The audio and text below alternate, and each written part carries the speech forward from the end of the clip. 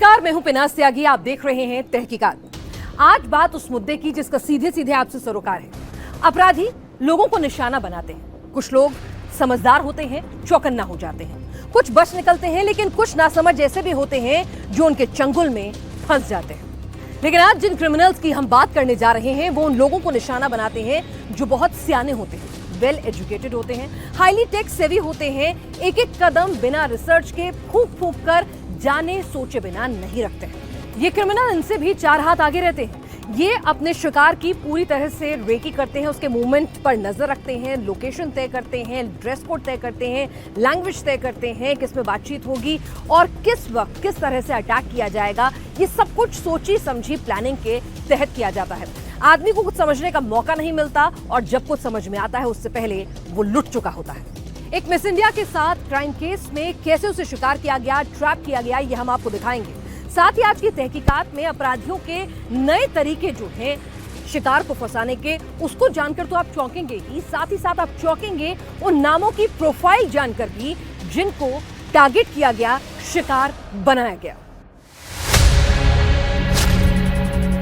एक एनआरआई, एक कॉल, गंवा दिए 1,87,00,000।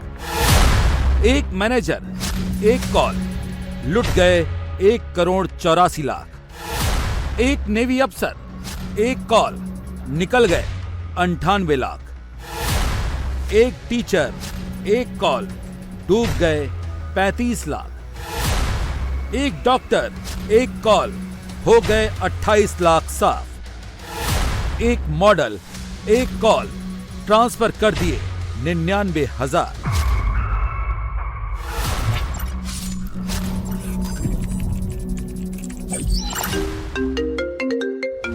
ये कोई आम लोग नहीं हैं, पढ़े लिखे लोग हैं, समझदार लोग हैं, लेकिन डिजिटल डकैतों के शिकार हो गए। इनके साथ भी वही हुआ। एक कॉल आई, कॉल करने वाले ने झूठी कहानी सुनाई, अनजाना डर दिखाया, कैमरे पर कैद कर लिया। जैसा जैसा ये डिजिटल डकैत कहते गए, ये सभी वैसा करते गए। आपने ये भी मेंशन किया था जो आपने न्यू लैंड लिया है फेंसिंग के लिए जी, उसके लिए मैं नॉर्मल एक्सपेंसिव आपको जो पैसे हैं आपके अकाउंट में मेरे पेमेंट हुआ। जो डर गया वो बर्बाद हो गया, जो नहीं डरा वो बच गया। डिजिटल डकैती, डिजिटल अरेस्टिंग जराइम की दुनिया की ये नई चुनौती है जो साइबर क्रिमिनल्स के लिए एक बड़ा हथियार बन चुकी है। इसमें ना गोली चलती है, ना बंदूक चलती है, इसमें फोन चलता है, वीडियो कॉल चलता है, कभी 10 घंटे, कभी 1 दिन, कभी 2 दिन। झूठ चलता है, फरेब चलता है, खौफ का खेल चलता है। जो भी साइबर क्रिमिनल्स के इस चंगुल में फंस जाता है वो जब तक नहीं निकल पाता जब तक साइबर क्रिमिनल्स उसको कंगाल नहीं कर देते। आपका बेटा पकड़ा गया है, आपकी बेटी पकड़ी गई है, आपका पार्सल पकड़ा गया है, आपके आधार कार्ड से सिम कार्ड इशू हुआ है, उसी सिम कार्ड के जरिए आपके बैंक खाते से मनी लॉन्ड्रिंग हो रही है। ऐसे ही डराया जाता है। वीडियो कॉल में सीबीआई अधिकारी बनकर, वर्दी पहनकर, खास तौर पर डिजिटल डकैत उन लोगों को टारगेट करते हैं जो रिटायर्ड हो चुके होते हैं, जो अपनों से दूर रह रहे होते हैं, या फिर वो लोग जो सोशल नहीं होते, वही लोग इनके जाल में फंस जाते हैं। हैरानी इस बात को लेकर के है कि प्रधानमंत्री नरेंद्र मोदी मन की बात कार्यक्रम में लोगों को डिजिटल अरेस्ट और डिजिटल से होने वाले तमाम तरीकों के फ्रॉड के बारे में आगाह कर चुके हैं। टीवी, रेडियो और न्यूज़पेपर लोगों को विज्ञापन निकाल करके ऐसे गोरख धंधा करने वाले लोगों से बचने की तमाम तरीके की अपील करते हैं। लोगों से इस बात को लेकर के लगातार ये प्रयास किया जाता है कि लोग इस तरीके के आने वाले कॉल से खुद को बचा के रखें और किसी भी इस तरीके के फर्जी लिंक को क्लिक करने से बचें। लेकिन इसके बावजूद जो डिजिटल अरेस्ट करने वाले इस तरीके के गोरख धंधा करने वाले लोग हैं, वो नए नए तरीके निकाल के, नए नए आयामों को गढ़ के लोगों की गाढ़ी कमाई हर रोज निकालने में कामयाब हो जा रहे हैं और लोग हाथ पर हाथ धरे डिजिटल अरेस्ट के शिकार हो रहे हैं। हमारी तहकीकात में डिजिटल अरेस्टिंग के कई नए नए केस सामने आए हैं, जिसमें नए नए तरीकों से डिजिटल डकैतों ने आम लोगों को लूटा है। कुछ केस में तो कुछ बुजुर्ग पीड़ित इतना डर गए कि बदनामी के डर से घर वालों को कुछ नहीं बताया। बैंक गए, इन साइबर फ्रॉडों को चेक से करोड़ों रुपए आरटीजीएस कर दिए।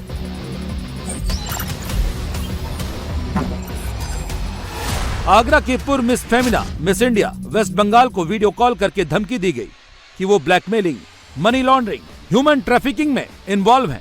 99,000 गंवा बैठी।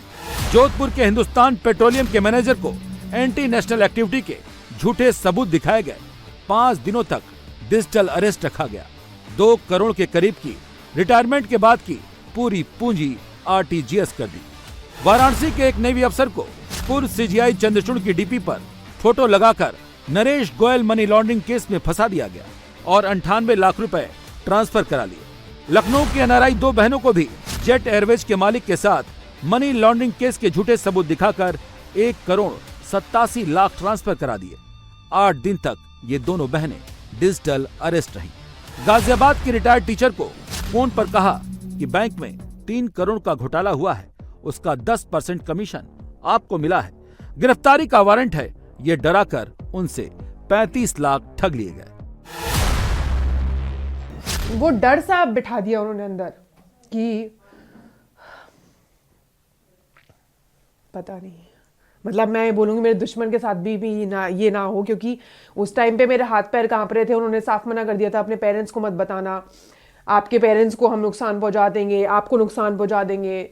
फिर मैं बाहर गई पूछने के लिए, उन्होंने मेरे को बोला कि आप FD के डिटेल्स लेकर आइए। जब मैंने वो ट्रांसफर कर दिया अमाउंट, तो फैमिली को लेके क्या धमकी थी वो समझ आता है, कैसे डरा रहे थे मम्मी पापा की? ये कि वो भी केस में इन्वॉल्व हो जाएंगे, हम मानेंगे पूरी फैमिली इन्वॉल्व है सब में।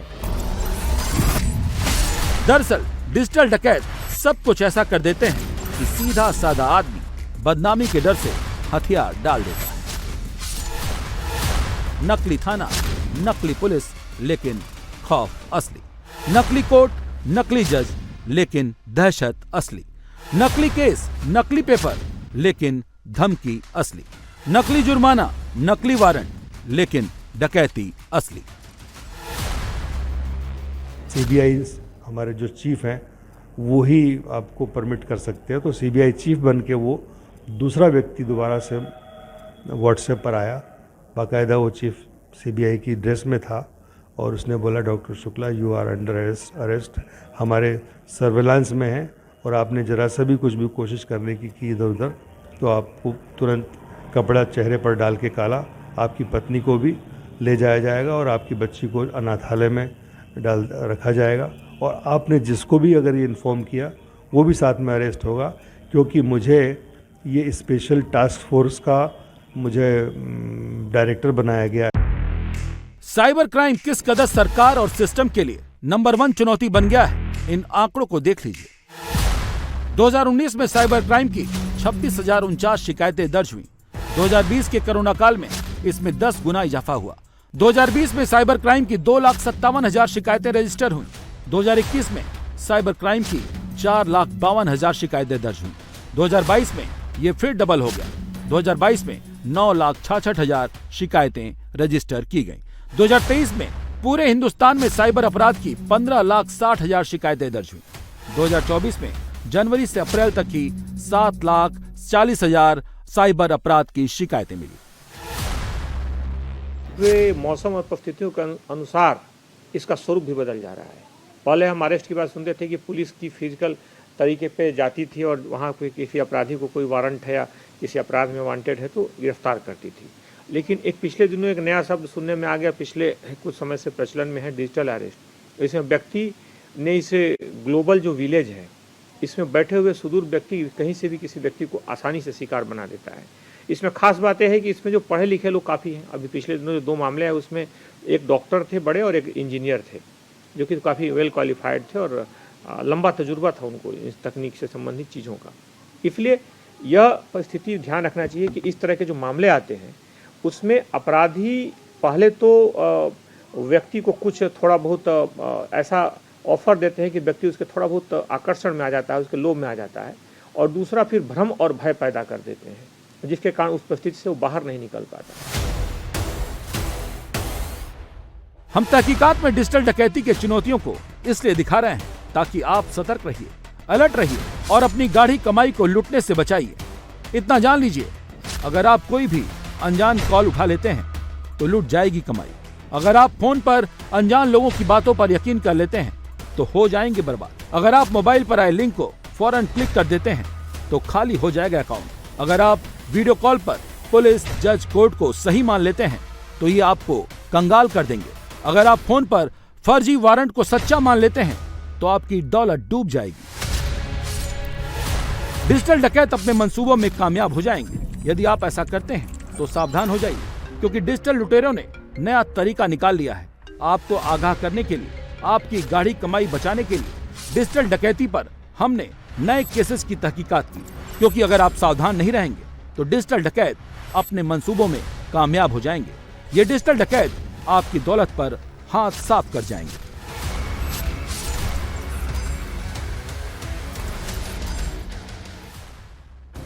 डिजिटल अरेस्ट, डिजिटल डाका, फाइनेंशियल फ्रॉड सरकार के लिए इस वक्त सबसे बड़ी चुनौती बना हुआ है। 2024 में जनवरी से अप्रैल तक की बात करें तो आपको बताएं 7,40,000 साइबर फ्रॉड के मामले दर्ज किए गए हैं। 1,750 करोड़ रुपए ठग लिए गए हैं। और अकेले डिजिटल अरेस्ट, डिजिटल डाके की अगर हम बात करें तो 120 करोड़ रुपए इतने ही कम वक्त में किसी आभासी दुनिया के वर्चुअल अकाउंट के अपराधी ने क्रेडिट करा लिए। पूर्व मिस इंडिया वेस्ट बंगाल को पूरे 6 घंटे डिजिटल अरेस्ट करके रखा गया। ह्यूमन ट्रैफिकिंग, मनी लॉन्ड्रिंग जैसे आरोपों का डर दिखाया गया। समाज में बदनामी के नाम पर ब्लैकमेल किया गया और उसके बाद इन साइबर फ्रॉड्स ने डिजिटल जेल का ताला तब तक नहीं खोला जब तक अपने अकाउंट में मुंह मांगी रकम क्रेडिट नहीं करा ली। Doctor, engineer, manager, teacher, army अफसर, मॉडल, हमारी तहकीकात में डिजिटल डकैती के शिकारों की लंबी लिस्ट थी और चौंकाने वाले उनकी केस हिस्ट्री भी। हमारी तहकीकात में पता चला कि ज्यादातर ने रिटायरमेंट के बाद की बची जमा पूंजी गंवा दी। जिनके साथ ठगी हुई है उनमें से बहुत से लोग कैमरे के सामने आना नहीं चाहते, लेकिन कुछ लोग खुलकर अपने साथ हुए अनुभव को आगे आकर साझा करना चाहते हैं, ताकि कोई और उनकी तरह डिजिटल डकैती का शिकार न हो जाए। हमारी भी यही अपील है कि इन पीड़ितों के साथ जो बीती है उसे कान खोलकर सुनिए, आंखें टिका कर देखिए, बचिए भी और बचाइए भी, क्योंकि आप तो बेखबर हैं, लेकिन साइबर ठगों की आप पर ही नजर है। डिजिटल ठगी की हमारी तहकीकात का पहला सेंटर आगरा था। आगरा में डिजिटल डकैती की शिकार हुई थी एक मॉडल, एक फेमस पर्सनालिटी। पूर्व miss Femina miss India West Bengal Shivankita Dikshit digital डकैतों के चुंगल में ऐसा फंसी कि 2 घंटे तक डिजिटल अरेस्ट रही। महज 2 घंटे में इनके दिमाग को एक झूठे केस के अनजाने खौफ ने कैद कर लिया। वो कुछ समझ नहीं पाई, जैसा फोन पर, जैसा वीडियो कॉल पर उनसे कहा गया वो करती गई। इन डिजिटल डकैतों ने फोन पर डराकर उनसे 99,000 ट्रांसफर करा लिए। एक्चुअली 2 दिन पहले ही मैं दिल्ली से आई थी घर और अपने काम से, और परसों अचानक मेरे पास दिन में 2 बजे के आसपास मेरे पास एक नॉर्मल कॉल आता है, वॉइस कॉल, और उसमें बोलते हैं कि हम टेलीकॉम डिपार्टमेंट से बोल रहे हैं और आपकी सारी सिम ब्लॉक कर दी जाएंगी क्योंकि आपकी सिम पे इलीगल एक्टिविटीज़ चल रही हैं। तो मेरा एक डाउट गया, मैंने बोला इलीगल एक्टिविटीज़ चल रही हैं, तो मैंने उनको आगे पूछा, मैंने बोला कैसी एक्टिविटीज़ चल रही हैं, तो उन्होंने बोला कि साइबर क्राइम चल रहा है और उसके बाद पब्लिक हैरेसमेंट चल रहा है, ड्रग डीलिंग चल रही है, मनी लॉन्ड्रिंग चल रही है, ये सारी चीज़ें उन्होंने मेरे को बोली फ़ोन पे। जरा सोचिए, शिवांकिता फेमस पर्सनालिटी रही हैं, कैमरे से हर रोज इनका सामना होता रहता है, लेकिन डिजिटल डकैतों के जालसाजी को ये भांप नहीं पाई, फंस नहीं गई। आपने सुना, शिवांकिता ने कहा एक कॉल आई थी, ट्राई से कॉल, उस कॉल को सुनिए। Hello, this is the notification Telecom Regulatory Authority of India. Due to the abnormal usage of your phone number, your service will be suspended within 2. ध्यान रखिएगा, अगर आपके पास भी कोई ऐसी कॉल आती है तो फोन कट कर दीजिएगा। वो नहीं कीजिएगा जो शिवांकिता ने किया, क्योंकि डिजिटल डकैत जैसा मकड़जाल बुनते हैं, जैसा वो लोगों को डराते हैं, अगर आप अलर्ट नहीं रहे तो ये आपका अकाउंट खाली करवा देंगे। शिवांकिता ने हमें अपने साथ हुई पूरी आप बीती सुनाई। आधे घंटे की बात में इन्होंने बताया कि साइबर ठगों ने ठगी के इस खेल को और असली बनाने के लिए बड़े ही शातिर तरीके से एक पूरा चक्रव्यूह रचा। डिजिटल डकैतों का एक बड़ा नेटवर्क होता है, उसकी पूरी एक स्क्रिप्ट होती है, एक एक कैरेक्टर का काम डिसाइड होता है। सारे डिजिटल डकैत ऑनलाइन कनेक्ट रहते हैं, कब कौन सी डायलॉग डिलीवरी करनी है, कब किस कैरेक्टर को इंट्रोड्यूस करना है, पूरा का पूरा स्टोरी बोर्ड बना रहता है। अगर कोई क्रॉस क्वेश्चन करता है तो उसको तुरंत नए एंगल पर डाइवर्ट कर दिया जाता है। इसका मकसद एक रहता है, डराना, धमकाना और अकाउंट खाली करा देना। 3 दिसंबर को ट्राई के नाम से दोपहर में शिवांकिता के पास एक कॉल आई। उस कॉल में कहा गया कि आपका फोन बंद कर दिया जाएगा, आपके फोन से इलीगल ट्रांजैक्शन हुए हैं, आपके आधार कार्ड पर एक नंबर दिल्ली के कनॉट प्लेस से इशू हुआ है जिसका इस्तेमाल blackmailing, money laundering, human trafficking के लिए हो रहा है।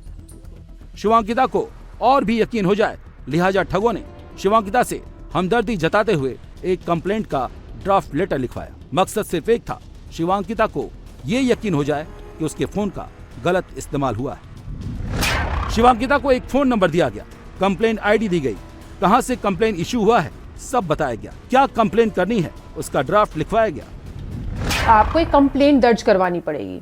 ये टेलीकॉम वाले मेरे को फोन पे बोल रहे हैं। 20 मिनट की कॉल था या नॉर्मल कॉल? ये नॉर्मल कॉल था, 20-25 मिनट की वार्तालाप थी ये।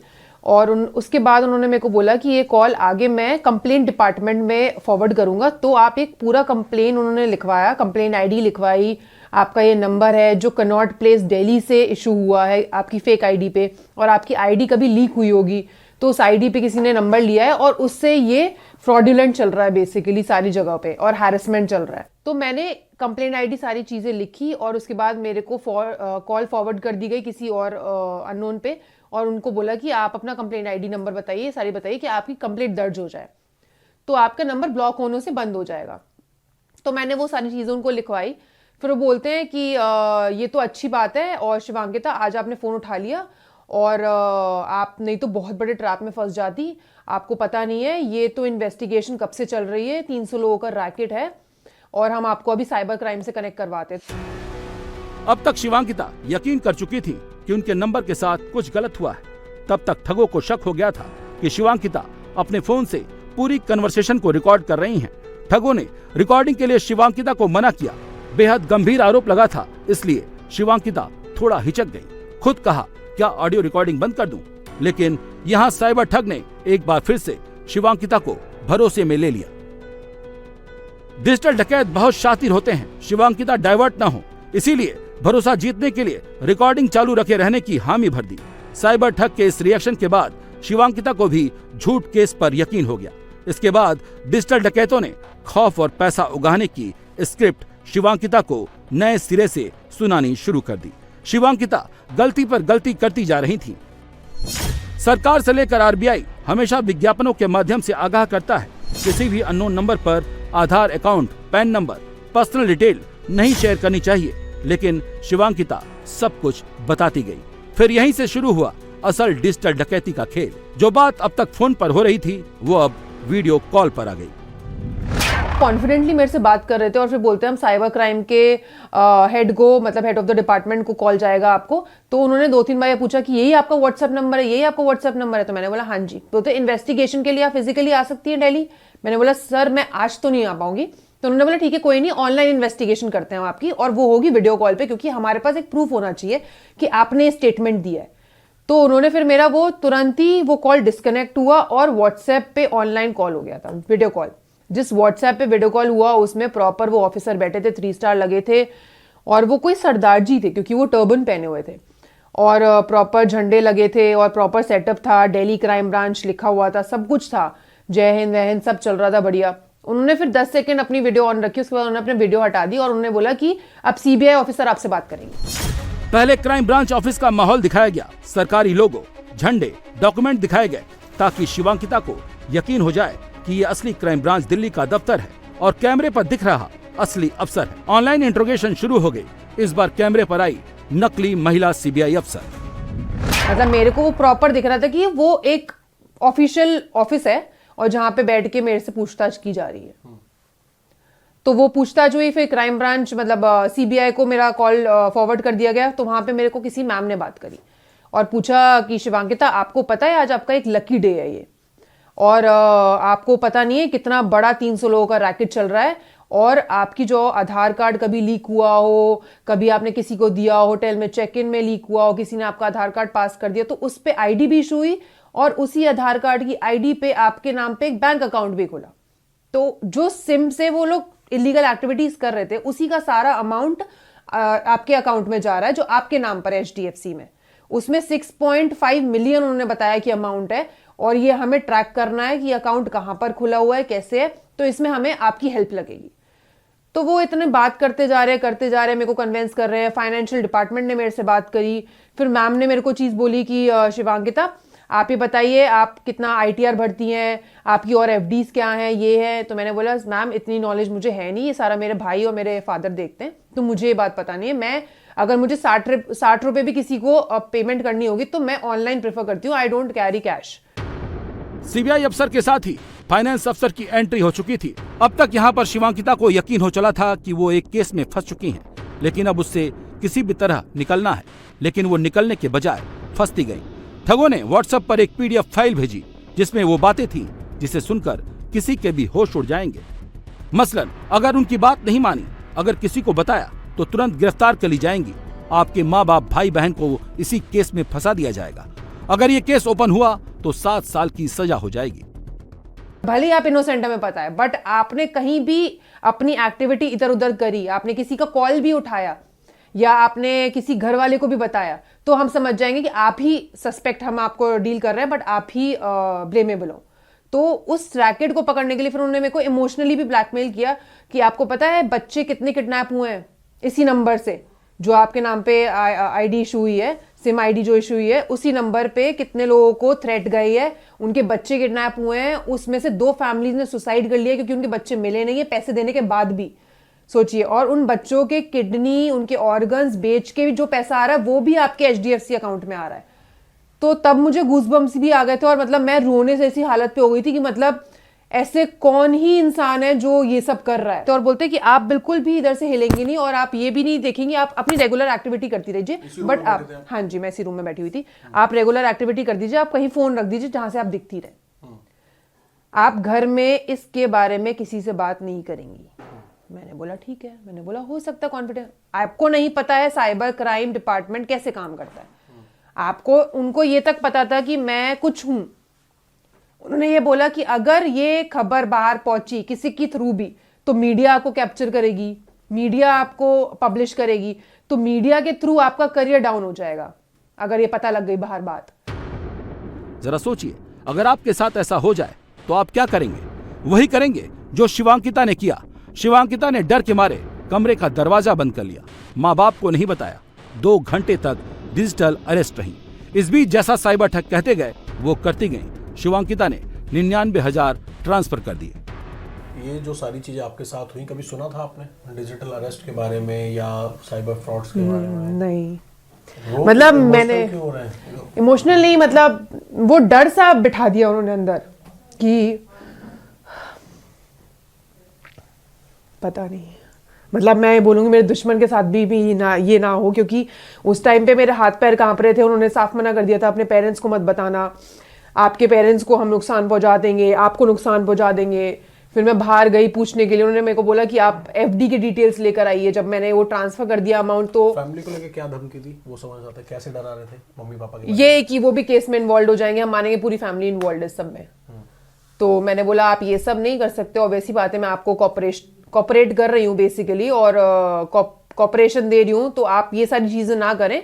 और आपको पता है, आप वो खुद ही बोल रहे हैं आप इनोसेंट है, आप इनोसेंट है। तो मैं वॉशरूम के बहाने से गई और मैंने डिटेल्स पूछी, तो पापा तब नहा रहे थे और मम्मा से मैंने पूछी। फिर मैंने पापा को बोला ये चीज़, पापा ने बोला कोई FD नहीं है, ये नहीं है। फिर पापा ने तुरंत भाई को भेजा रूम में और भाई ने फ़ोन उठाया और डिस्कनेक्ट कर दी कॉल।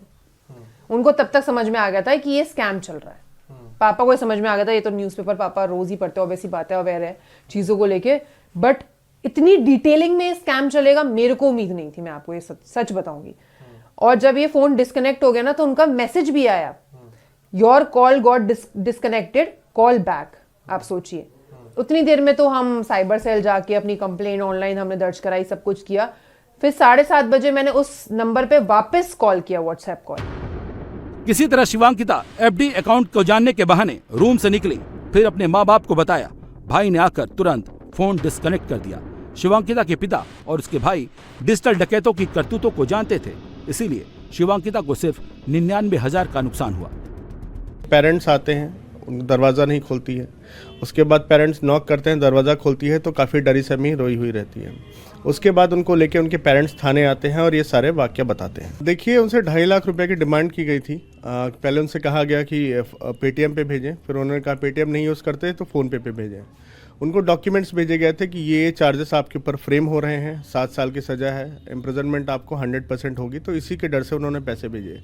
ये रैकेट किस कदर लोगों की गाढ़ी कमाई को उड़ा ले जा रहा है, उसको इन आंकड़ों को देखने के बाद समझ सकते हैं। साइबर स्कैमर्स ने इस साल के 10 महीनों में डिजिटल अरेस्ट के पीड़ितों से लगभग 2140 करोड़ रुपए लूट लिए। गौर कीजिए, 10 महीने में 2140 करोड़, यानी हर महीने औसतन 214 करोड़ रुपए की ठगी। देखिए, लोगों में अवेयरनेस बढ़ रही है, लेकिन काफ़ी सारे ऐसे लोग हैं जैसे अपने करियर में बहुत बिजी रहते हैं, शायद इस वजह से वो अवेयर नहीं हो पाते हैं। गवर्नमेंट और पुलिस काफ़ी ज़्यादा प्रयास कर रही है अवेयरनेस पहुंचाने के लिए, लेकिन सबसे बड़ी इंपॉर्टेंट चीज़ है, जैसे मैंने आप लोगों को कई बार बताया भी है, पुलिस के द्वारा बताया भी है, कि कोई भी लॉ इन्फोर्समेंट एजेंसीज जो होती हैं वो अभी कभी आपसे पैसे की डिमांड नहीं करती हैं और अननेसेसरी आपको वीडियो कॉल्स नहीं करती हैं व्हाट्सएप, इंस्टाग्राम या अन्य सोशल मीडिया प्लेटफॉर्म्स के ज़रिए। कभी भी आपको लगे कि वहाँ से कॉल आ रहा है तो सबसे पहले आप अपने पुलिस थाने में सूचित करें। उसके बाद अगर किसी अन्य लॉ इन्फोर्समेंट एजेंसी से आ रहा है तो उनके नंबर, हेडक्वार्टर्स के नंबर मौजूद रहते हैं, उन पे कॉल करके डेफिनेटली चेक करें, ताकि ये जो साइकोलॉजिकल डर आपके ऊपर बनाया जाता है ये हट सके और एक आप सुरक्षित और सेफ एनवायरनमेंट में रह सकें। हमारी तहकीकात में डिजिटल डकैती का सबसे ज्यादा चौंकाने वाला केस जोधपुर में मिला। ये केस उन लोगों को जरूर देखना चाहिए जो रिटायरमेंट ले चुके हैं, गाढ़ी कमाई बैंकों में जमा कर रखे हैं। ऐसे लोगों के अकाउंट पर इन डिजिटल डाकुओं की नजर रहती है। ये जोधपुर के नरेश कुमार बैरवा है, हिंदुस्तान पेट्रोलियम के मैनेजर पद से रिटायर हुए हैं। 25 नवंबर को इनके पास एक कॉल आई, कॉल के जाल में फंस गए, पूरी कमाई गंवा डाली। 72 घंटे डिजिटल अरेस्ट में रहे, जैसा कहा वैसा करते गए। जो क्राइम किया ही नहीं उससे डर गए। कॉल पर दूसरी तरफ से आवाज आई, ट्राई से बोल रहे हैं, मोबाइल की वैलिडिटी खत्म होने वाली है, ऐसे में अगले 2 दिनों में मोबाइल बंद हो जाएगा। यदि वैलिडिटी जारी रखना चाहते हैं तो 9 नंबर डायल करके जानकारी दें। अनजान कॉल वेरीफाई नहीं किया, जैसा डिजिटल डकैत बोलते गए वैसा ये करते गए। जिंदगी भर की जमा पूंजी 1,84,50,000 रुपए साइबर ठगों ने इनसे ठग लिया।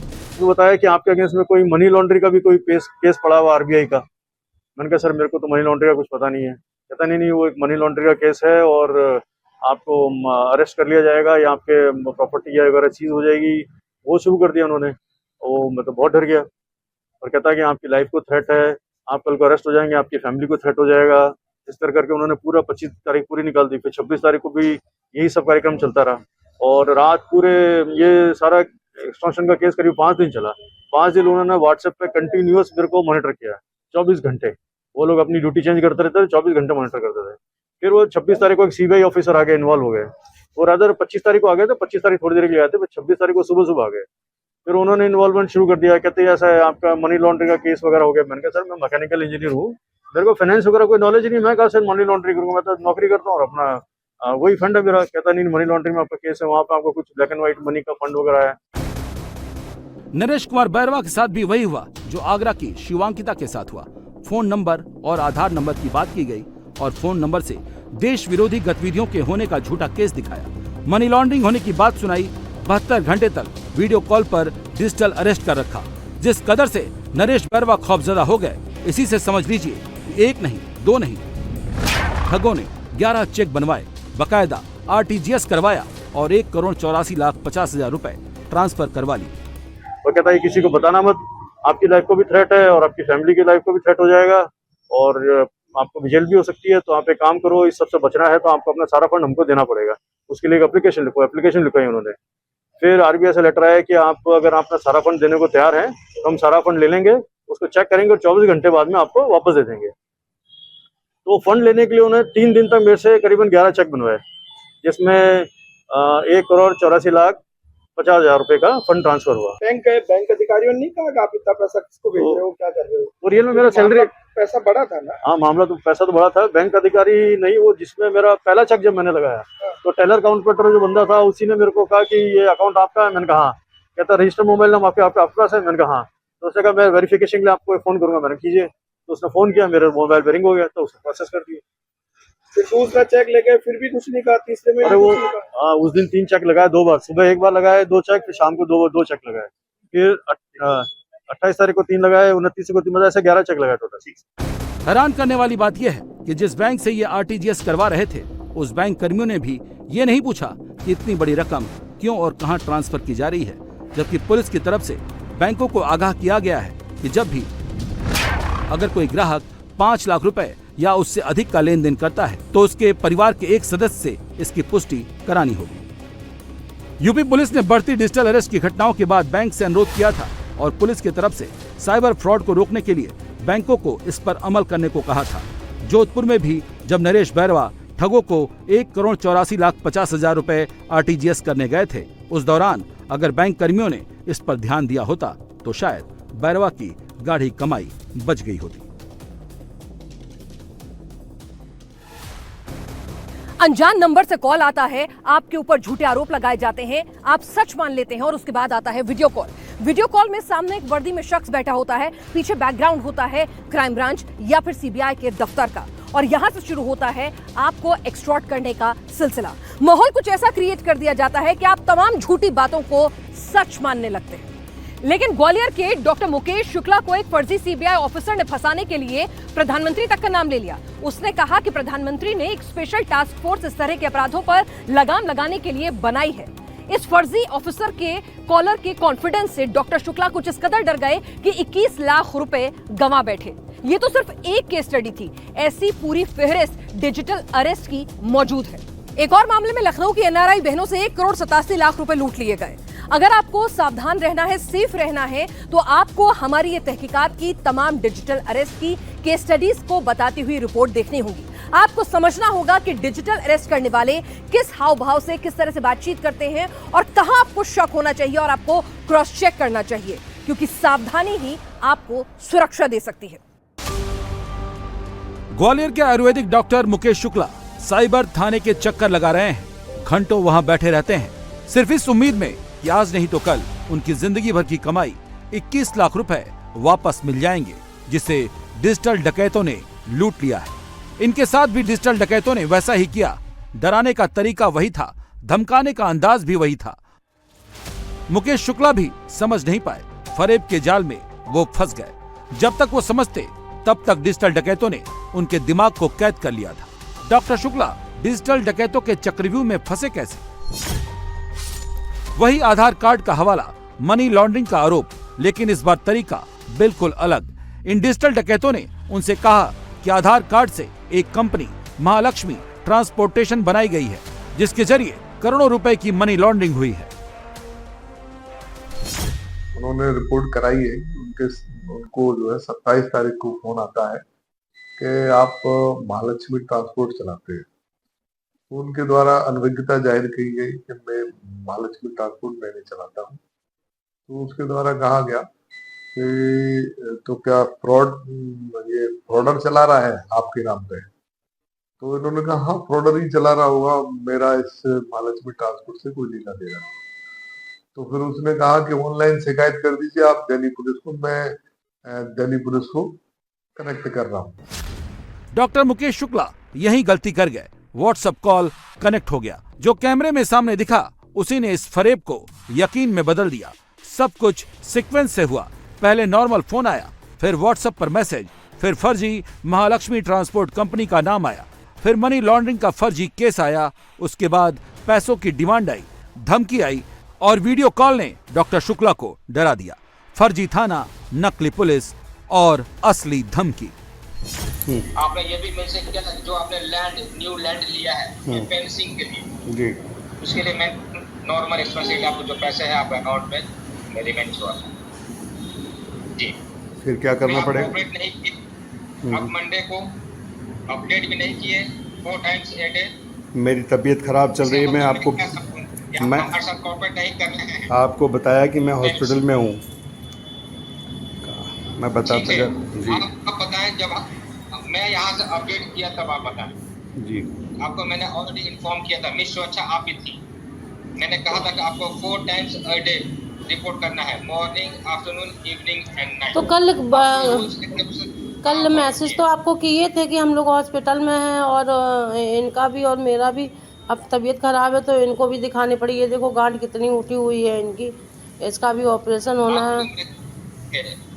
मिस सोचा I can understand your situation, मैं आपकी समस्या समझ सकता हूँ, लेकिन आप मुझे पूरी डिटेल्स अपडेट नहीं की ताकि हम कोर्ट हाउस को फॉरवर्ड कर सकें। मैं कोर्ट हाउस को क्या फॉरवर्ड करूंगा? Okay sir, only okay, you mention only okay. Okay means what? आप ओके क्या चीज में है? आप वर्क में है, तबीयत अंडर मेडिकल ट्रीटमेंट है, क्या चीज है बताइए? तबीयत fit, Why you giving incomplete information? तबीयत ठीक नहीं होने के कारण आपको ऐसा बोला। हॉस्पिटल में दिन भर था कल मैं। लास्ट टाइम जब मैंने उन्होंने फ़ोन किया तो मैंने कहा कम से कम आप फेस तो अपना दिखाइए। उस समय कंप्लेंट लॉन्च हो चुकी थी और इन लोगों का कहना था कि कम से कम आपके पास वीडियो ऑडियो सब कुछ होना चाहिए। इस लालच में मैंने फ़ोन कॉल रिसीव किया और मैंने कहा कि भाई कम से कम आप फेस तो बताओ अपना।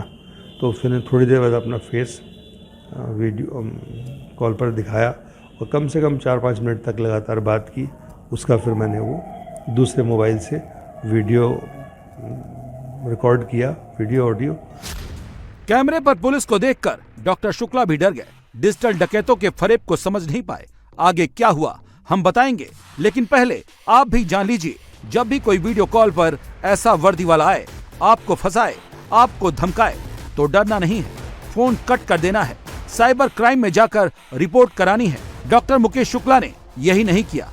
इसके बाद 63 साल के डॉक्टर शुक्ला डिजिटल अरेस्ट की तरफ फंसते गए। डिजिटल डकैतों ने कहा कि आपके आधार कार्ड पर बनी महालक्ष्मी ट्रांसपोर्ट कंपनी पर 9,40,044 रुपए की रिकवरी निकली है, जिसका गलत उपयोग हो रहा है। 2 घंटे के भीतर पुलिस हेडक्वार्टर दिल्ली में शिकायत करने के लिए कहा गया। ऐसा नहीं करने पर गिरफ्तारी की बात कही गई। डॉक्टर शुक्ला ने कहा कि वो ग्वालियर में हैं, 2 घंटे में दिल्ली कैसे पहुंच पाएंगे। इस पर डिजिटल डकैतों ने ऑनलाइन बात करने को कहा और एक नंबर भी दिया। कहा गया कि दिल्ली पुलिस मुख्यालय में सब इंस्पेक्टर अजय शर्मा को कॉल कीजिए। डॉक्टर शुक्ला इतना डर गए थे कि फर्जी सब इंस्पेक्टर से बातें की। पूरा नेक्सस फर्जी था। फरेब के जाल में डॉक्टर शुक्ला फंसने लगे। डिजिटल डकैत ये सब इसलिए कर रहे थे कि डॉक्टर शुक्ला को यकीन हो जाए कि उनके आधार कार्ड से गुनाह हुआ है। लिहाजा फर्जी सीबीआई अधिकारी प्रवीण सूद की एंट्री हुई। सीबीआई चीफ बन के वो दूसरा व्यक्ति दोबारा से व्हाट्सएप पर आया। बाकायदा वो चीफ सीबीआई की ड्रेस में था और उसने बोला doctor Shukla you are under arrest, हमारे सर्वेलांस में है और आपने जरा सा भी कुछ भी कोशिश करने की इधर उधर तो आपको तुरंत कपड़ा चेहरे पर डाल के काला, आपकी पत्नी को भी ले जाया जाएगा और आपकी बच्ची को अनाथालय में डाल रखा जाएगा और आपने जिसको भी अगर ये इन्फॉर्म किया वो भी साथ में अरेस्ट होगा, क्योंकि मुझे ये स्पेशल टास्क फोर्स का मुझे डायरेक्टर बनाया गया है और मुझे नरेंद्र दामोदर दास मोदी जो हमारे प्रधानमंत्री हैं उन्होंने विशेष रूप से मुझे इस काम के लिए मनी लॉन्ड्रिंग के केसेस को सॉल्व करने के लिए, अरेस्ट करने के लिए लोगों को नियुक्त किया है। सुना आपने, डिजिटल डकैतों ने कैसे डॉक्टर मुकेश शुक्ला को अपने ग्रिप में ले लिया। 29 घंटे 17 मिनट डॉक्टर शुक्ला कैमरे पर कैद रहे। जैसा कहा वैसा करते गए, बैंक गए और 21 लाख रुपए डिजिटल डकैतों के अकाउंट में आरटीजीएस कर दिया। आपको बचने के 2 ही तरीके हैं, या तो आप अरेस्ट हो और 1.5 साल तक आपको जेल में रहना पड़ेगा, क्योंकि आपसे पहले जो लोग अरेस्ट किए हुए हैं उनको इन्वेस्टिगेशन होते होते 1.5 साल लग जाएगा, फिर आपका नंबर आएगा और आपका इन्वेस्टिगेशन होने के बाद हो सकता है 1.5 साल से भी ज़्यादा आपको जेल में रहना पड़े और सारी संपत्ति आपकी कुर्क कर ली जाएगी, सीज़ कर दी जाएगी, बैंक बैलेंस, बैंक खाते सीज कर दी जाएंगे, आपकी प्रतिष्ठा धूमिल होगी। डॉक्टर मुकेश शुक्ला के साथ जो हुआ ये बताने का मकसद सिर्फ एक है, इन डिजिटल डकैतों के झांसे में मत आइए, क्योंकि आपकी एक गलती आप पर और आपके परिवार पर, आपकी जिंदगी पर, आपके जीवन शैली पर भारी पड़ सकती है। डिजिटल डकैत बहुत शातिर हैं, सरकार और सिस्टम के लिए एक बड़ी चुनौती है, क्योंकि उनका कोई ठिकाना नहीं होता, उन्हें ट्रेस कर पाना मुश्किल होता है, लेकिन उनकी नजर सब पर रहती है। जो इसके शिकार हो जाते हैं, कुछ तो सामने आते हैं, कुछ सामने आना ही नहीं चाहते। हमारी तहकीकात में ऐसी ही 2 केस स्टडी हमें मिली। हमें पता चला कि लखनऊ में एनआरआई 2 बहनों के साथ 1,87,00,000 की ठगी हुई है और गाजियाबाद की रिटायर्ड टीचर को डराकर डिजिटल डकैतों ने 35 लाख लूट लिए हैं। लखनऊ में डिजिटल डकैती के शिकार सुमन कक्कड़ और विनय थपलियाल से हम मिलने पहुंचे, लेकिन वो नहीं मिली। समझना मुश्किल नहीं है कि वो क्यों नहीं मिलना चाहती। छोटी मोटी रकम नहीं, 1,87,00,000 की गाढ़ी कमाई डिजिटल डकैतों ने लूट ली थी। परेशान होना लाजमी है, लेकिन आपके साथ ऐसा ना हो, इसलिए सुमन कक्कड़ और विनय थपलियाल के साथ जो हुआ वो जानना भी जरूरी है। डिजिटल ठग ठगी का नया नया तरीका ढूंढते हैं। वो जानते थे कि सुमन कक्कड़ NRI हैं, 6 महीने कनाडा और 6 महीने भारत में रहती हैं। उनका नंबर डिजिटल डकैतों ने सिलेक्ट किया, फिर वैसा ही फोन आया, लेकिन यहाँ डिजिटल डकैतों ने एक नया जाल बिछाया। उत्तर प्रदेश की राजधानी लखनऊ में डिजिटल अरेस्ट का एक और हैरान कर देने वाला मामला सामने आया है। प्रधानमंत्री नरेंद्र मोदी इस मुद्दे को मन की बात में उठा चुके हैं। लखनऊ पुलिस और तमाम पुलिस ऐसे मामलों को लगातार डील कर रही है, उन पर कार्रवाई हो रही है। लेकिन ताज़ा मामला सामने आया है लखनऊ के इंदिरानगर इलाके के हलवासिया उत्सव की इसी सोसाइटी में, जहां फ्लैट नंबर 801 में रहने वाली सुमन कक्कड़ और उनकी बहन ही इसी अपार्टमेंट में रहती हैं। विनय थपलियाल उनके साथ बाकायदा डिजिटल अरेस्ट करता है एक शख्स जो कि फोन करता है और अपने आप को क्राइम ब्रांच का इंस्पेक्टर बताता है और कहता है कि आपके अकाउंट से गलत लोगों के अकाउंट में पैसे ट्रांसफर किए गए हैं, ये लोग दरअसल आतंकवादियों से संबंध रखते हैं। इस तरीके की बातों को कह करके न सिर्फ मिसेस कक्कड़ को डराया गया, बल्कि उनकी बहन विनय थपलियाल को भी डराया गया। जेट एयरलाइंस के मालिक नरेश गोयल के साथ मनी लॉन्ड्रिंग में इन दोनों बहनों का नाम जोड़ा, जिससे ये दोनों बहनें डर गईं और ज्यादा खौफ पैदा करने के लिए बहनों के बैंक खाते से आतंकियों का ट्रांजैक्शन बताकर और भी ज्यादा डरा दिया। उम्र कैद की सजा का डर दिखाया। फर्जी केस, फर्जी धमकी को दोनों NRI बहनों ने सच मान लिया। बैंक खातों में बची रकम और FD तोड़वाकर पीड़ितों ने रकम ट्रांसफर कर दी। 1 करोड़ 87 लाख रुपए सावधान करती हमारी आज की तहकीकात में बस